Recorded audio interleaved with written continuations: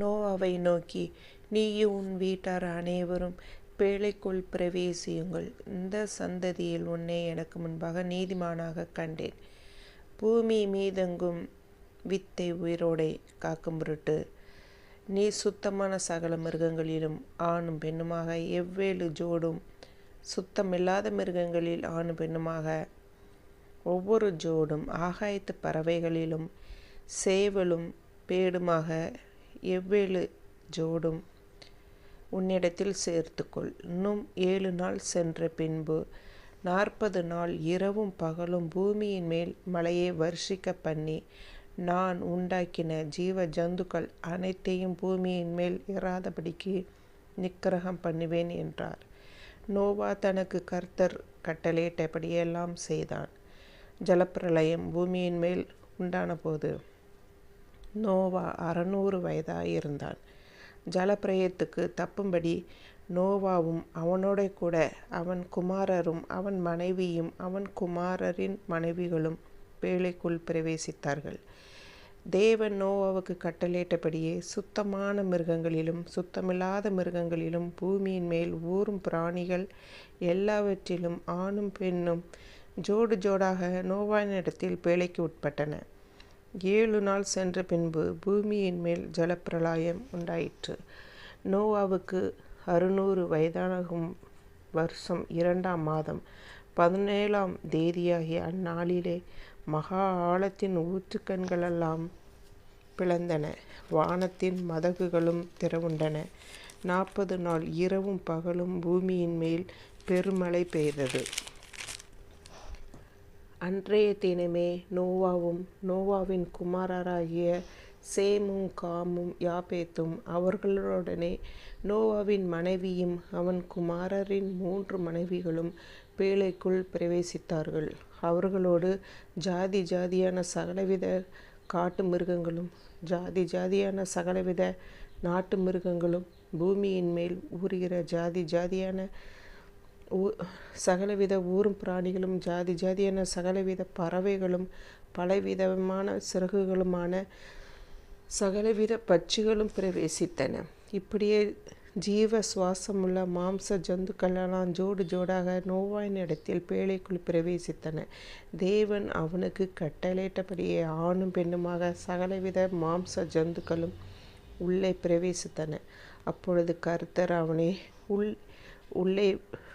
உன்னை விட்டு கதவை அடைக்க சொன்னார்.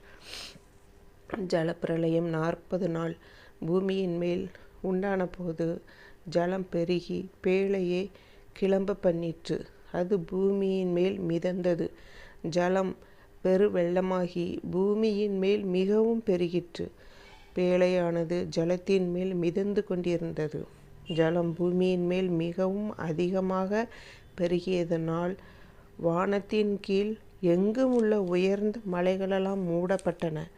மூடப்பட்ட மலைகளுக்கு மேலாய் 15 முழ உயரத்திற்கு ஜலம் பெருகிற்று.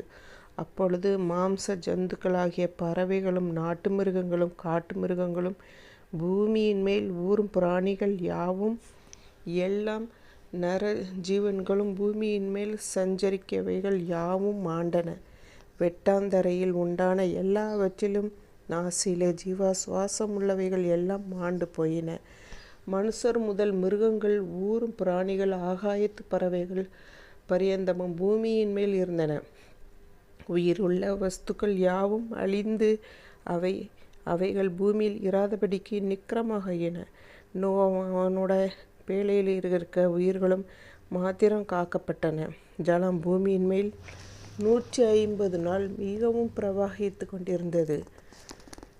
தேவன் நோவாவையும் அவனோட கூட பேழையில் இருந்த சகல காட்டு மிருகங்களையும் சகல நாட்டு மிருகங்களையும் நினைத்தருளினார். தேவன் பூமியின் மேல் காற்றை வீச பண்ணினார். அப்பொழுது ஜலம் அமர்ந்தது. ஆழத்தின் ஊற்று கண்களும் வானத்தின் மதகுகளும் அடைப்பட்டன. வானத்து மழையும் நின்று போயிற்று. ஜலம் பூமியிலிருந்து நாளுக்கு நாள் வற்றி கொண்டே வந்தது. 150 நாட்களுக்கு பின்பு ஜலம் வடிந்தது. 7ஆம் மாதம் 17ஆம் தேதியிலே பேழை அரராத் என்னும் மலையின் மேல் தங்கிற்று. 10ஆம் மாதம் மட்டும் ஜலம் வடிந்து கொண்டே இருந்தது. 10ஆம் மாதம் முதல் தேதியிலே மலை சிகரங்கள் காணப்பட்டன. 40 நாள் சென்ற பின்பு நோவா தன் பேழையில் செய்திருந்த ஜன்னலை திறந்து ஒரு காகத்தை வெளியிலே விட்டான். அது புறப்பட்டு பூமியின் மேல் இருந்த ஜலம் வற்றி போகும் வரைக்கும் வருகிறதுமாயிருந்தது. பின்பு பூமியின் மேல் ஜலம் குறைந்து போயிற்று என்று அறியும்படி ஒரு புறாவை தன்னிடத்திலிருந்து வெளியே விட்டான். பூமி மீதெங்கும் ஜலம் இருப்பதால் அந்த புறா தன் உள்ளங்கையை வைத்து இளைப்பாற இடம் காணாமல் திரும்பி பேழையிலே அவனிடத்தில் வந்தது. அவன் தன் கையை நீட்டி அதை பிடித்து தன்னிடந்து பேழைக்குள் சேர்த்து கொண்டான்.